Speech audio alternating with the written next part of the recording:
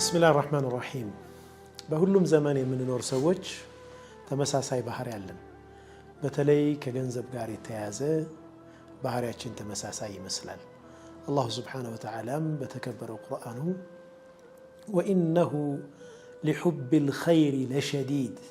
የሰው ልጅ እኮ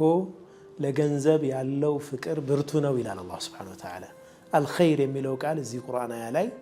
በሙፈሲሮች ሙሉ ስምምነት الخير ማለት ገንዘብ ማለት ነው ብለዋል ለገንዘብ ያለው ፍቅር የሰው ልጅ በጣም ከፍተኛ ነው በነብዩ አለይሂ ሰላቱ ወሰለም ዘመን ሁለት ወንድማማቾች ነበሩና አንዱ ነብዩ ሰለላሁ ዐለይሂ ወሰለም ጋር ብዙ የማይርቅ በአብዛኛው እሳቸው ጋር ጊዜውን የሚያሳልፍ ቁርአን ሐዲስ በመሰብሰብ ዕውቀት በመሰብሰብ ላይ የተሰማራ ወንድም አለ ሌላኛው ደግሞ የሚጥር የሚግር ገቢ ለማግኘት ጥረት የሚያደርግ ሆኖ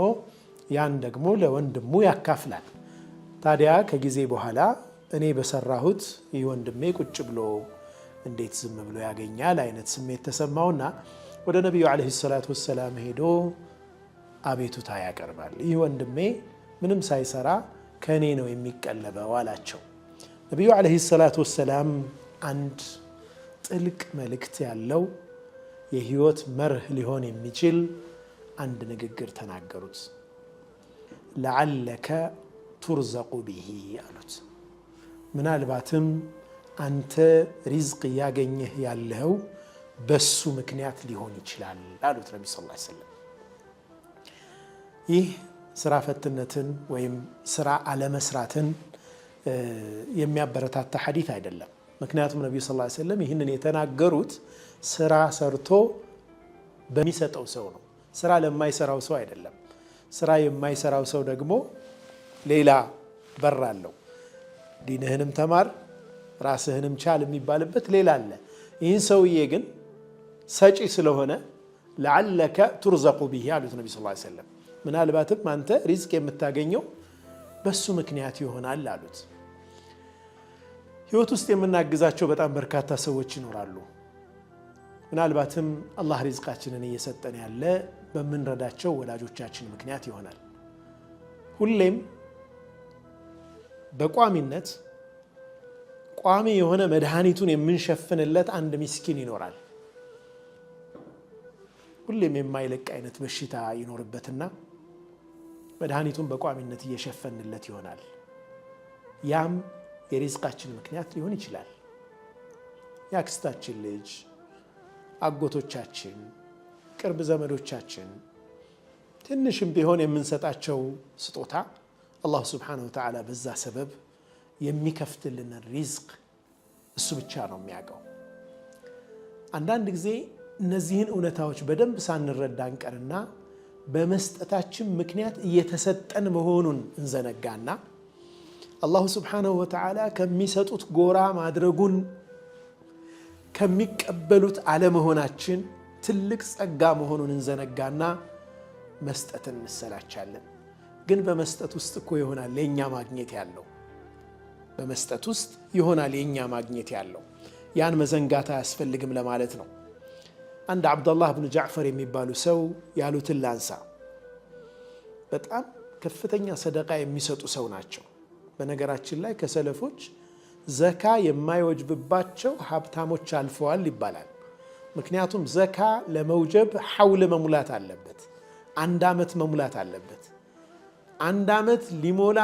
ከመቻሉ በፊት ወይም አንድ አመት ከመሙላቱ በፊት ሰደቃ ሰጥተው ይጨርሳሉ በሚቀጥለው አመት ገቢያቸው ለዘካ የሚበቃ ያክል ይሆናል ግን አመት ከመሙላቱ በፊት ደግሞ አውጥተውታል ያን የዛ አይነት ቸር ሰዎች አልፈዋል እኒ አብዱላህ ኢብኑ ጃዕፈርም እንደዛው አይነት ሰደቃ በመስጠት የሚታወቁ ናቸውና የቅርብ ዘመዶቻቸው እባክህን ቀንስ አበዛው ይሏቸው ነበር ሱብሃንአላህ አንዳንድ ጊዜ እንዲህ አይነት ሰዎችም አሉ የሚሰጠው ሰው ሳይሰለቸው የሚሰጠው ሰው ሳይሰስት በዙሪያው ያሉት ሰዎች ስስት ውስጥ ይገባሉ እሱ ለሰጠው እና እባክህ ቀንስ ይሏቸዋል አብዱላህ ኢብኑ ጃዕፈርን ምን አሉ لقد عودني الله عادة وعودت عباده عادة الله سبحانه وتعالى ያስለመደኝ ልምድ አለ እኔም የሱም ባሮች ያስለመድኩት ልምድ አለ አላህ እኔን መስጠት ለኔ ጸጋውን ማንቧቧት አስለምዶኛል እኔ ደግሞ ለባሮቹ መስጠት አስለምጃለሁ ታዲያስ فأخشى إن غيرت عادتي أن يغير الله عادته እኔ ያስለመድኩትን በመቀየር ምክንያት አላህ ለኔ ያስለመደውን መልካም ነገር እንዳይቀይርብኝ ይፈራለሁ ይላሉ